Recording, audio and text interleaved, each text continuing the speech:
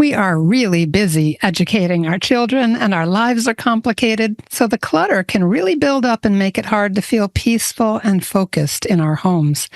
Our good friend Marisol Rodero is back to help us find and create beauty in our homes. Join us as we talk about calming clutter. Welcome to Homeschooling Saints, the podcast that helps you create the homeschool you love for the people you love. Our host is Lisa Mladinich, a Catholic life coach, TV host, best-selling author, and an instructor at Homeschool Connections.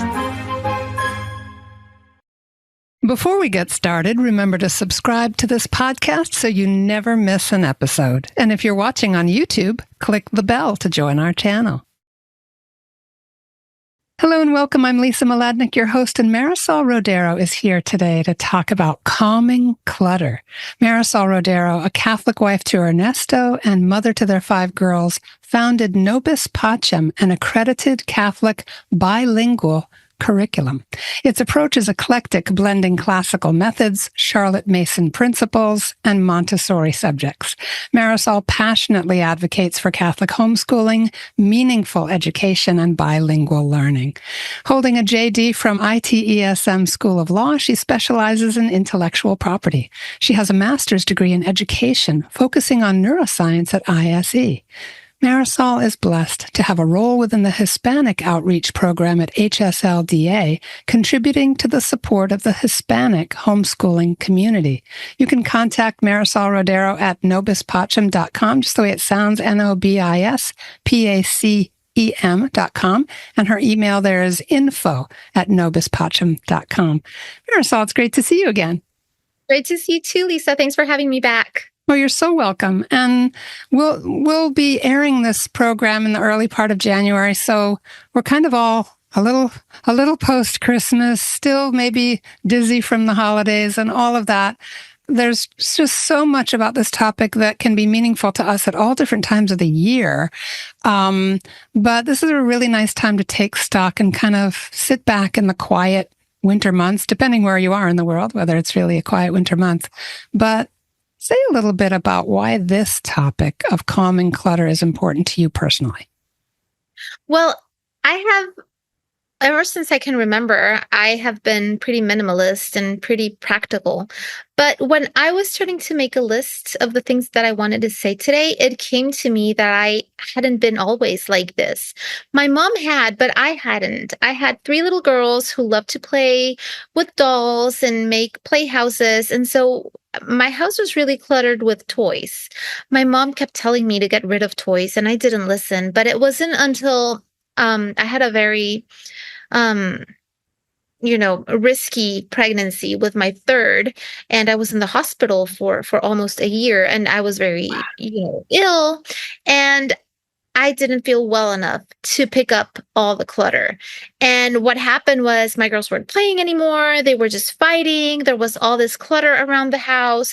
And I remember that day, and I had forgotten about this. It just came to me yesterday. I remember that day. I was like, my mom is so right. I'm going to follow her lead, because when we were growing up, we played with nature. We maybe had 1 doll, Montessori toys, and that was it. And we were super happy. And so I got a bag, and I put everything in bags. I didn't give it away right then. I just put it in the garage. And I left what my mom had told me to do. She said that all they need is 1 doll each, a tea set, and play clothes and craft toys. That's all they need. Please, maybe building material.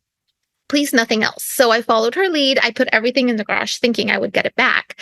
But what happened was just magical. My girls started playing wonderfully together, no more fighting and no more clutter. And I had a lot less work. And that is when I intentionally, every time something was hard for me as a very, very ill mother of 3 with a newborn and no help whatsoever, because I had no family or help there, everything that seemed hard, I found a way to make it practical or decluttering, and that helped me survive. And so this is where it all started. So I'm sharing this because if you feel like your life is hard or you're going through something, decluttering can really, really help. Wow. That's amazing to me that you were able to make such a a powerful shift at a time when you were not at your best. And it also just connects my brain into that Catholic idea that God speaks so powerfully into our suffering, and it can be so illuminating. Yes, because my mom actually went through the same thing. So her mom was always ill too. She was the eldest of 8 or 9, I think. I don't remember. And she was practically the little mom. And they had very little things because of the same reason. So she also learned to be like that because of suffering and because of need. So it hadn't clicked. It hadn't dawned on me until yesterday. Oh my gosh. And you have so many fascinating things to say on this topic. So anybody listening who thinks this is just going to be kind of a basic, minimalist approach, you're in for some lovely nuances here. So say a little bit you've mentioned that kind of simplifying, boiling it down to your mom's wisdom guiding you with the children, that it benefited the children. It created a sense of calm and harmony, I'll use my own words on that, where the children started to thrive again. What else have you noticed are benefits in generally before we get into the kind of nuts and bolts of it? Well, I felt like living in a calm, peaceful, and pretty environment just made everyone happier, made everyone calmer, and it gave us more time to enjoy ourselves as a family or in prayer or in things that really mattered instead of cleaning and picking up all the time. So that's an added bonus. Yeah. It's really amazing. I remember reading years ago that I forget what the movement was called, but these people would literally choose to live in essentially a uniform where they would have 2 or 3 of each thing. Let's say it was a man, he'd have 3 pairs of work pants and 3 shirts or something like that. And he would just wash and wear those all the time. He was on a strict budget. Like, these people were so joyful. They were so free of encumbrances. And so this idea of being kind of liberated from too much stuff is just a part of this, though. You have a whole really beautiful aesthetic side to this too. So start us off by just letting our listeners know what kinds of categories are we going to cover today. Yes, this is the ones that I thought of. Of course, there can be more, but this is from a practical viewpoint. I wrote down in the home to clean, landscape, food, and school. Okay, so 5 categories that I would talk about. Yeah. Okay, good. So let's start with the home. What are some good kind of tips and say a little bit about, how you work it? First, I would like to say what I was telling you that sounded really silly when I said it, but to find beauty in what you have and beauty in your chaos. And I am going to use this hammock that's behind me as an example. Okay. Usually a hammock inside of a small house would not look really good, and it really doesn't. But what happened was I have neurodivergent people in the home who benefited from using the hammock when they were at a family dinner and they needed a break, or when we were at school and they need a break, when we're praying the rosary and they need a break. I just noticed that the hammock was a great tool. So I went outside and I brought in my hammock, which was red and green and orange and just like very vivid colors. And it had like a hanger that was like black, right? So every time we enter the home, everybody was like, ugh, that ugly hammock. And it was a blessing because our neurodivergent people benefited from it, but it was just sort of cussing something. So what I did was, you know what? I'm just going to buy hammock holder and a hammock that matches the colors of my home, and it's going to look prettier. And guess what? Now we don't see it. It's like it camouflages with the color, and that is what I do. As I was saying, like my girls' color, like if they have toys, I try it to be the same color scheme. That way, if they're on the floor, they make a beautiful chaos. Or if they're so, I just wanted to start with those things because it's a tip that sounds silly, but it just really makes such a difference. Okay, so I want to restate this because I think this is really important. And people with an eye for color and balance and like you said, attractive chaos, right? That you can say that if there is a general color scheme that's complementary, and it doesn't have to be incredibly narrow, right? You have a sense of harmony and balance with color. You have an eye for that. But this concept is so fascinating to me because I do not have an eye for it. But the idea of always intentionally, whatever you bring into your home, making sure that it does harmonize in some way with the home visually, so that when there is clutter, it's not offensive clutter. It's actually attractive clutter. It's pretty, yes. And I get these comments all the time because I will post a picture of us in the kitchen and it's really messy because we're all baking, all six of us, all the five girls and me, and we're baking something and and people will say, well, you have such a Pinterest home. I could never do that. And I'm like, don't you see the clutter? But sometimes it's just camouflaging because the things are pretty and they're the same color scheme and they look like it looks sort of like staged when it's not, or when the kids' toys are on the floor. And I post a picture and they're like, oh, but that's so pretty. Like, you don't have clutter. And I'm like, do you not see they're not intentional. They just look intentional because they all sort of match and they're all, pretty and in good state. And I clean them and they look, so we can just intentionally try to stick to one style or pattern or color palette. And that way our home will look prettier, even in its messy clutter from a big homeschooling family. Yeah. So just thinking about a color palette that allows things to work together visually, it makes me think of some pictures I saw years ago of someone who had renovated some kind of a little craft design cottage. And she collected at yard sales and things, all sorts of antique silver. And there was this consistent theme throughout the house where these little kind of refurbished silver objects decorated mantelpieces and bookshelves and all sorts of nice little things. And there was a coherence to it visually. I'm not saying that we all have to do like the one thing, but that with a few stacked books or something, she had a way of harmonizing it visually. And we may not be gifted home designers, but if we can stick with a color palette, you're saying it reduces a lot of that kind of visual noise or disruption, that ugh that people felt when the ugly hammock was in the house. Exactly. Yes, and feel it. So I'm going to start by moving through the categories. And if we start with the home, for plates and for silverware and for diningware, we have one plate each. Okay, so and the table is always set. So I chose pretty plates, a big one and a medium one and a bowl for each. And the table's always set. When we're done eating, everyone takes their plate to the sink and we wash our own plate and then we put it back in its place. Wow. And it looks sort of like a stage. When you stage at home and you set it, well, it looks like that. But it's really convenient because that way we make sure we each wash our plates and it's just there. Now, I do have another set of like everyday plates as well, one per person only. And I also do use disposable like paper plates from now and then. Like they're there just in case.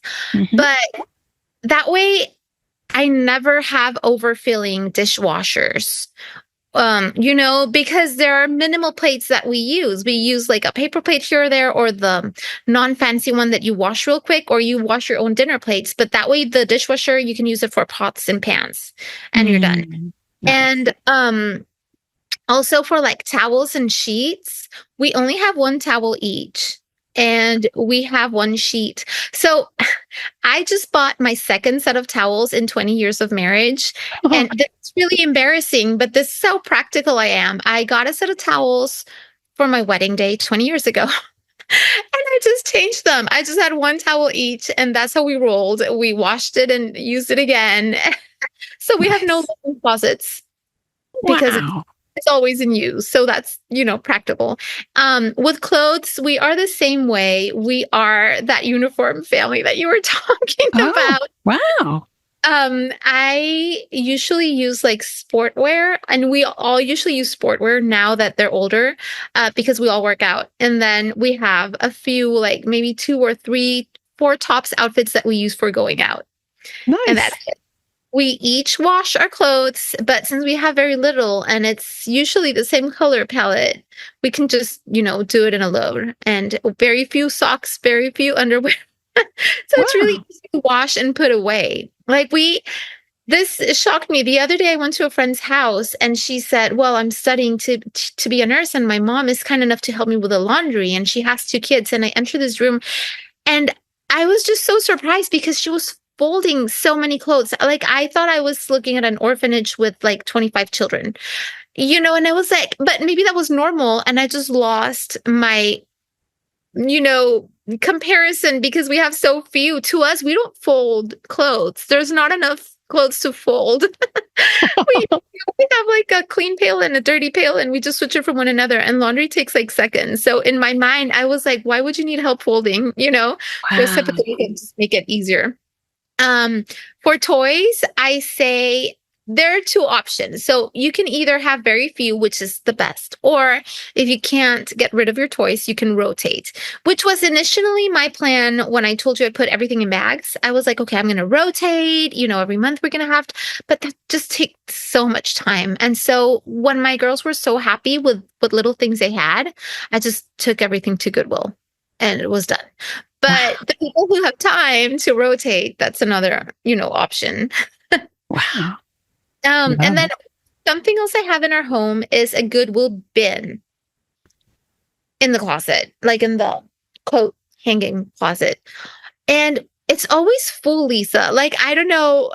My girls and I, we're all the same. We're always, like, I don't even know where the stuff comes from because we don't even, like, there's always something to give away. And everybody's always bringing stuff down for Goodwill. Almost every gift we get, I know this sounds horrible, but we're like, appreciate it. And we take a picture of it and we usually give it away. Mm-hmm. I have this anecdote from when my girls were little. My mother-in-law used to give them so many gifts and so many toys. And I told her, I said, like, they don't really use them, so you don't have to. And I was like, because my husband and I, we don't give gifts. We give time. So our gifts will be like, oh, let's go get a coffee or let's go to a park or let's go to a movie. Like those are our gifts. And our girls, appreciate that. So there's this one time, right, when they're fed up with having to like give away all the toys that they get. So my mother-in-law comes in with new toys and my 3 girls, at the time I had 3, they had their gifts. And then my mother-in-law was like, well, open them.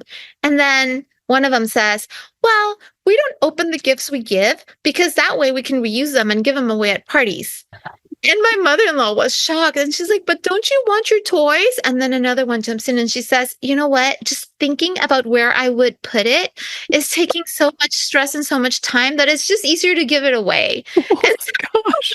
my mother-in-law just finally got it and stopped giving them gifts. But, that's the way they think and we think. And so we have a Goodwill bin there forever. Right. I think on some level, because we live in a pretty materialistic society, we equate I love you with a thing that we give, right? And there's nothing wrong with it, right? The 3 kings brought gifts, but and sometimes it is a really unique expression of care for someone, that person with a budding artistic talent and you give them paints or whatever that, like there might be a really special kind of a gift.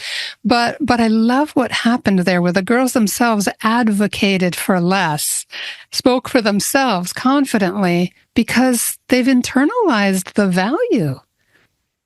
Yes. And in their practical minds, it was like, where am I going to put this? And how am I going to put it away? And how am I going to clean my room? I'm like, this is too much work. I'm just going to give it away. That's And they're amazing. like that to this day. So our Goodwill bin is always, always full. Oh, that's awesome. Okay, so I want to hear anything else you have to say about that in just a moment. We're going to take our sponsor break.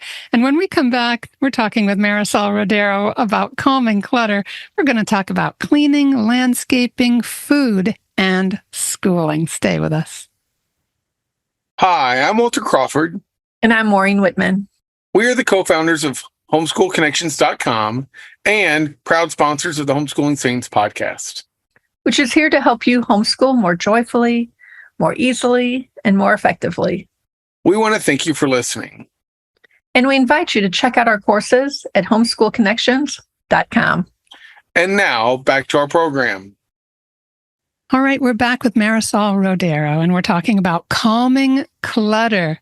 So we were talking about the home, And you've got 4 other categories too. Why don't you take us into what's next?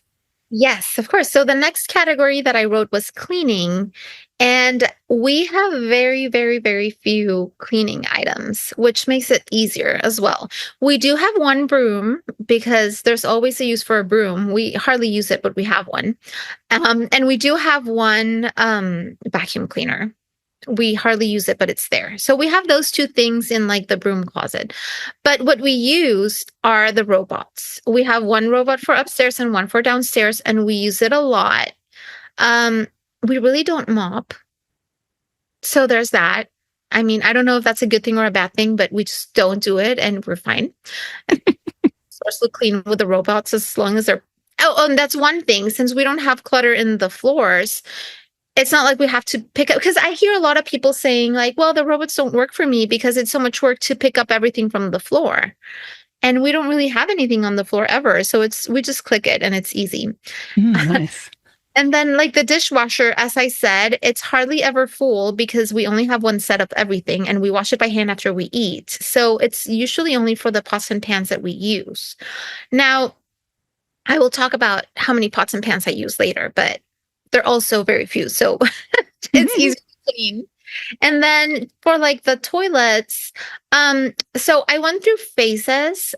First, I was very, very natural because of all the illnesses the illnesses we went through. And I was just super conscious of that. So I only had a spray bottle of vinegar and a little like Parmesan cheese, like empty Parmesan cheese container with baking soda and a toilet bowl, brush, and then that was it. And like a pack of paper towels.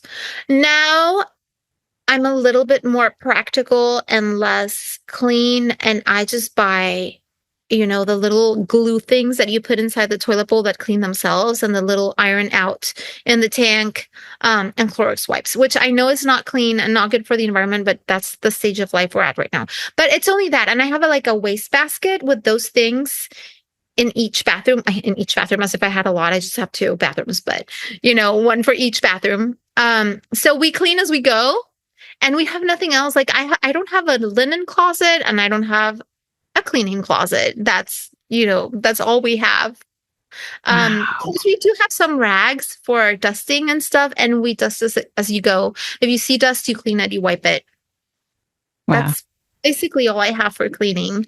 Yeah, I had a friend years ago who had that kind of clean as you go attitude, and her space always looked so lovely. It was just if she saw something, she did it in passing. She always said, "I clean in passing," and I thought, "Wow, that's amazing." Yes, and it works. And people comment on our house being clean, so I'm guessing it works. Yeah. Well, if you think about it, you're always in relationship with your environment rather than procrastinating, building it up in your mind to a big thing, and then having to do everything all at once because company's coming, which is typically what I do. I didn't used to be that way, but now that I work so much from home, I find that it's easier and easier for me now to put things off and just to have it build up. So this system is really, really got my attention. Yes, because with a robot, it's really just clicking. There's nothing really to it. So you don't waste a lot of time. When my girls are talking about their friends having chores or a whole cleaning day, and they're like, but what is it? What is there to clean? And then they'll say laundry. And they're like, well, laundry takes a second. You dump it in the washer, you dump it in the dryer, and then you dump it in your hamper and you're done. Mm-hmm. There's nothing else to it. And so yeah. Wow. So good. And I'm just hearing also, along with our listeners, that you don't have so much need for storage. There's not a lot of useless, redundant stuff around that has to be constantly put somewhere. Yes, exactly. So that's really, rewarding, especially when you have a lot of kids and you homeschool. I would rather use my storage for homeschooling materials than for cleaning supplies or towels or sheets or something that I wouldn't use. Right. Nice. Yeah. Wonderful.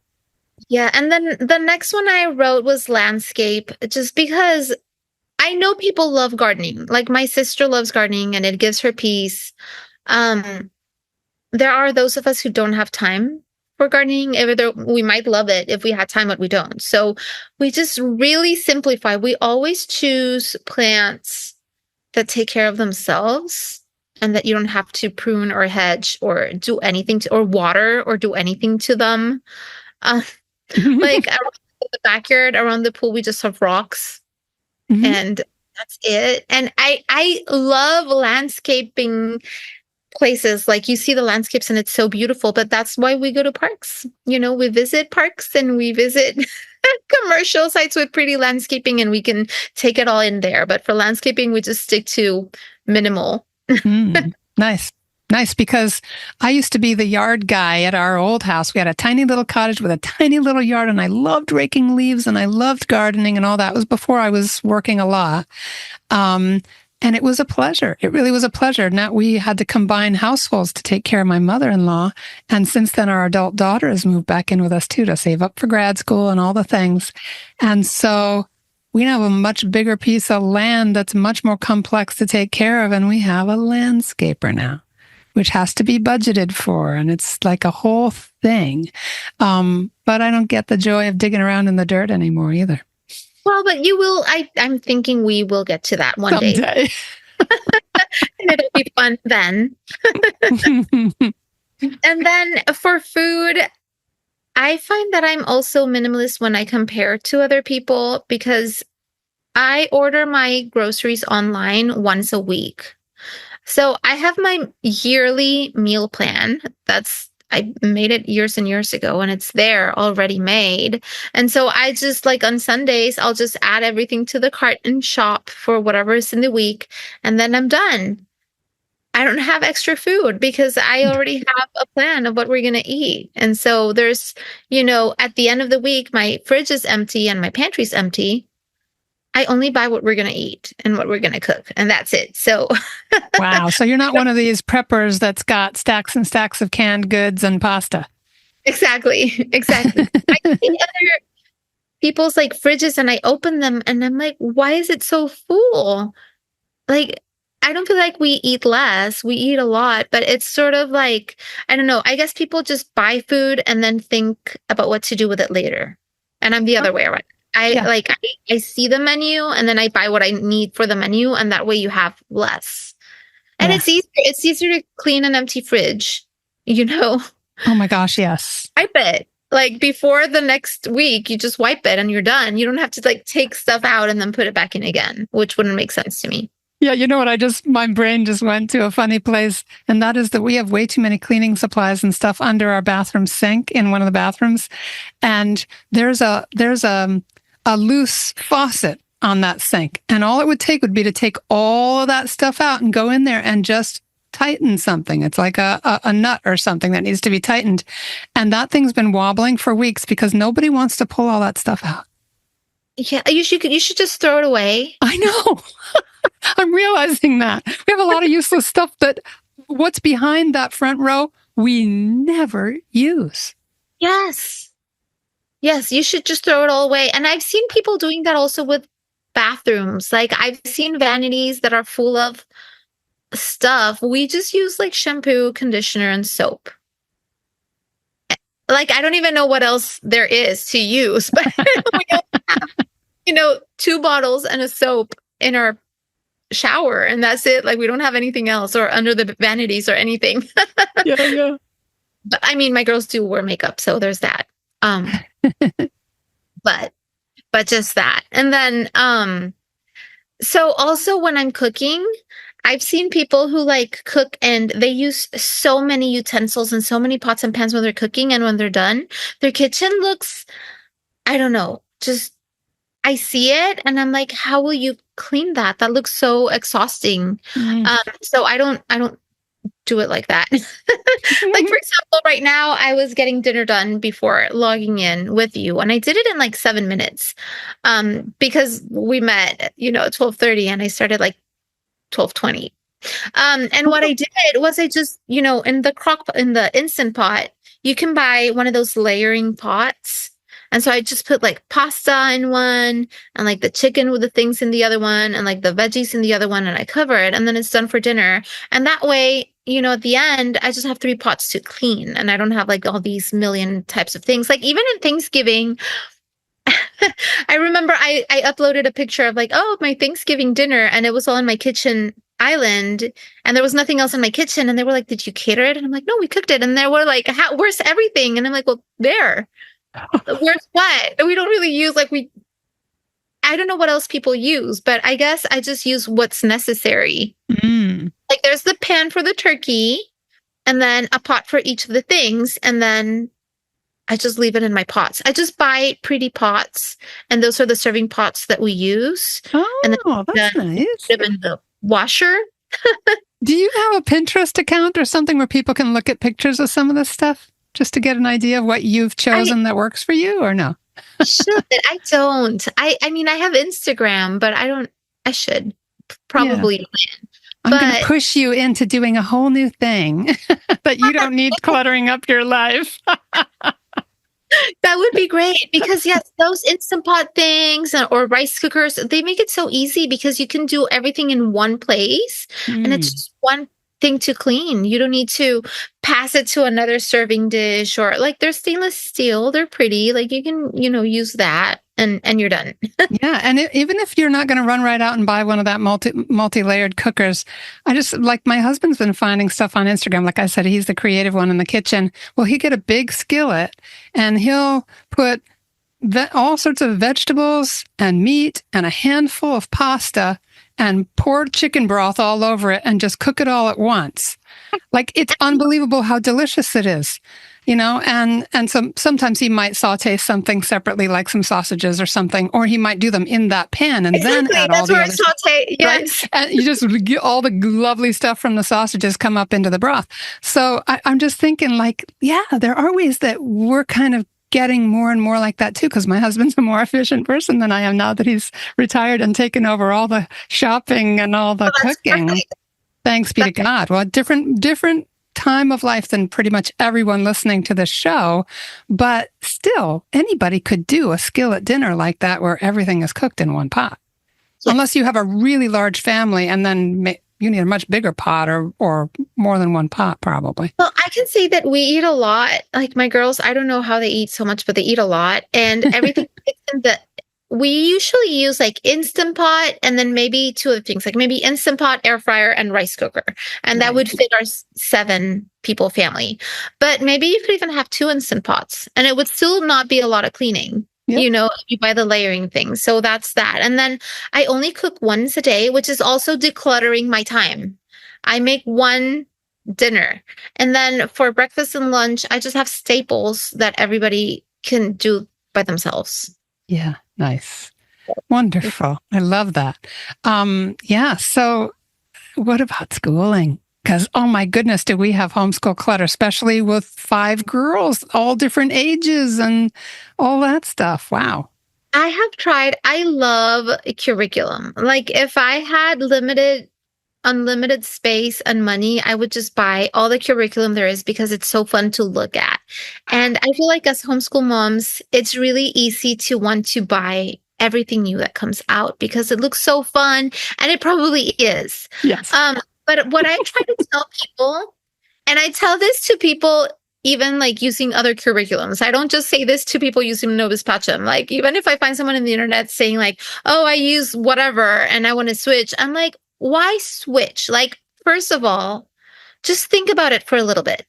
First, think about why you chose it. But then even if you just chose it on a whim, curriculum, you can make it your own. Like it's just a spine to follow, but you can use different education methods with the same material, or you can do a project based, or you can switch it around and still make it interesting, but just like stick to what you have because in the end, everything works, and so that way you have less clutter and you will have the same curriculum for all your kids. And the ones they used, the oldest, are going to be passed down. And then I only have one like that bookcase that you see over there. That's it. And they all use the same things, and it's just really, really practical.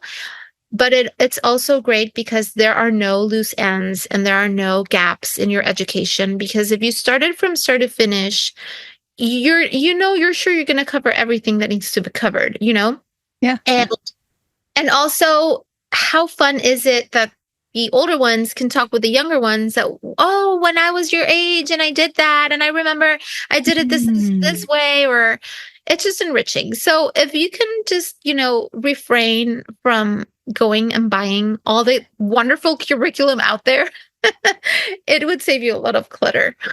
Yeah, I mean, some of us have had false starts with buying a curriculum that didn't suit our child and was causing more frustration and angst than anything else. But I just want to call to the attention of our listeners, especially for those of you who are much more kind of freestyle homeschoolers, a little of this and a little of that, or more Charlotte Mason with living books and things like that, that we do kind of find our way to use what we have in different ways. Like, I think you've hinted at this already. Like, you're educating all these different children with different needs, and some are neurodivergent and different personalities and all of those things. But you're choosing carefully what's on those shelves that can be used in the way that your family thrives. Yes, exactly. And of course, if something is absolutely horrendous for your family, of course you can switch it. Like, I'm not saying you're married to it and there's nothing you can do about it, but maybe be a little bit more mindful and try to cater it to your own needs before going and buying the whole library. That's what I'm going to say. I loved what you said about the different grade levels too, because I know someone who was homeschooling her kids. They're all out of the nest, but she had a shelf on her bookshelf for each grade level.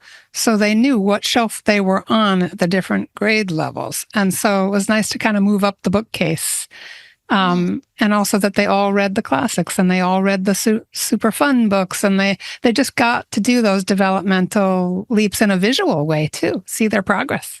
Yes, I absolutely love that. So I hope that works, because you can switch up a curriculum. Like, you don't have to. I always talk about this case that I had where this mom said that the math curriculum didn't work for her child because she read the book to her. And at the end of the year, after reading the whole entire math book, her daughter didn't get the concepts. So she never explained them. She never worked on them. They just read the book. And I love this example because we're all that lady. Like, we all do that. We get a book and we all say, this is how we have to do it, or we have to read it from top to bottom, or we have to say every single word. And we really don't.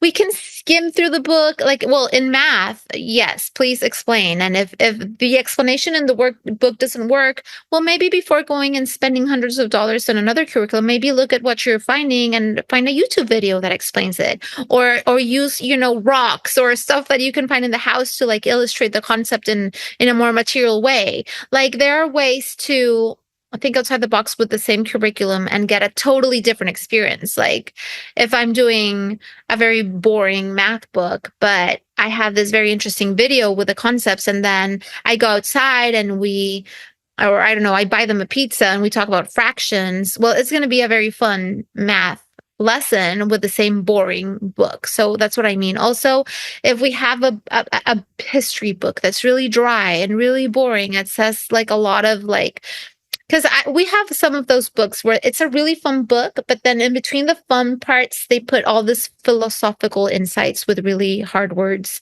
And when I read them, it never occurred to me to read those parts. Like, I just skip them completely. And then I change it to my own words. And then I close the book and start talking about it. And it's just really fun for my kids. And then other friends were like, but it's such a boring book. And I'm like, but why do you read the boring parts? Like, you don't have to. Just skip them. Right. I think a lot of us entered into homeschooling too, feeling like, I'm not really qualified and I've got to leave it to the experts and all of that. But actually, that's not true. You're an adult and you've developed wisdom and discernment and all of that. And what you're saying is that you can be kind of playful and just say, nope, I trust my own judgment. I'm going to bring it to life like this. Yes. While at the same time having that spine to guide you. You're not like getting things out of the air, which would be really hard. Yes. You have something to base on, but you just make it your own. But then that way you don't have to buy the very expensive manual math things for the book. Like, you can just get rocks or just get, whatever. Or you don't have to buy, I don't know, a subscription to this really, I mean, you can, and it's probably great. But what I'm saying is, you can do it minimalistically and just try first, because it might work for you. Yeah. No, I love it. Yeah. Just to have the default be to make things work and not to add more and more stuff. But of course, there's always the option, and you have the choice of making a change if it's really valuable to your family. And of course, there's lots of curriculum swaps and things in homeschool networks. If you're fortunate, you have a good, strong community. Those go on too, where people just say, "This isn't working for us. What do you got?" And they'll switch. Yes. And I still buy curriculum. Mm-hmm. Like, they still give me things to review, and I'm like, I'm using this. This is great. But that's just one thing to consider. And then the last thing, because I don't want to take too much of y'all's time, but the last thing you can simplify and declutter in your life is, for example, the written work and the oral work. And this is a big thing that I tell people. They will spend a lot of time just like writing everything. And I'm like, you can just do oral work and just like write some things. And then the rest of the things your kids can talk to you about it and tell you, and you don't necessarily have to write it down. Right. You don't have to write down everything, Right. So it cuts a lot of time just doing oral work, just skimming through books, talking as a conversation in your own words. Those are all things that make declutter your homeschool day. Yeah, it's like this tyranny of the word count in the book, like as if every single one of them, is necessary. No, they were created by other human beings, and you can make your own judgments about what's valuable to your child. Yes. So we write like our portfolio that's like small, but as my girls would say, Mom, if I wrote everything down, then we would have to throw away all the books at the end of the year because we're not keeping those. So so true.